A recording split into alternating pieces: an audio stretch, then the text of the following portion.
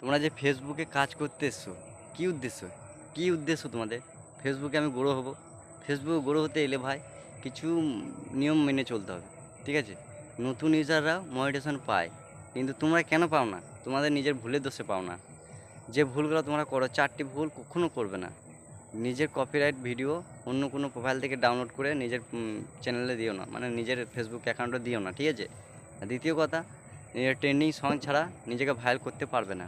আর 3 নম্বর কথা, ট্যাগ ছাড়া কোনো দিন ভাইরাল হবে না। 4 নম্বর কথা, নিজের ভিডিওটা এই ঠিক টাইমে একটা টাইম মেনটেন করে ভিডিওটা পোস্ট করতে হবে। তবে তুমি ভাই ইউনিক জায়গা থেকে ইউনিক লাইক পাবে। নেট ফলোয়ার যত ইনক্রিজ হবে তোমার ভিডিও তত ভাইরাল হবে।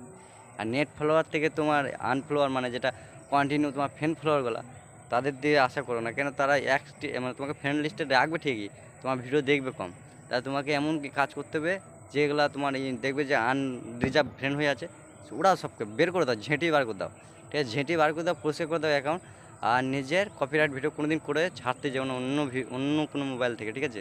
নিজের ভিডিও কোয়ালিটি রাখো, নিজের কন্টেন্টের জোর রাখো। বা তোমরা যদি কোনো ভিডিও মানে ইউনিক ব্লগ করতে পছন্দ করো, বা ড্যান্সিং বা মিউজিকের উপর, সেই ভিত্তিতেই করো না কেন, অসুবিধা নাই। কিন্তু যে সংটা বাজছো সেটা অন্য কোনো মোবাইল থেকে সংটা বাজিয়ে নিজের ভিডিও করো।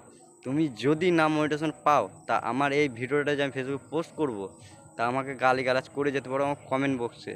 আর 100% আমার এই 4টি নিয়ম যদি মানে কন্টিনিউ করতে পারো, 100% বলছি, আমি জন্য মোটিভেশন পেয়েছি, আর্নিং হচ্ছে, তোমাদেরও হবে। Guarantee, guarantee, guarantee.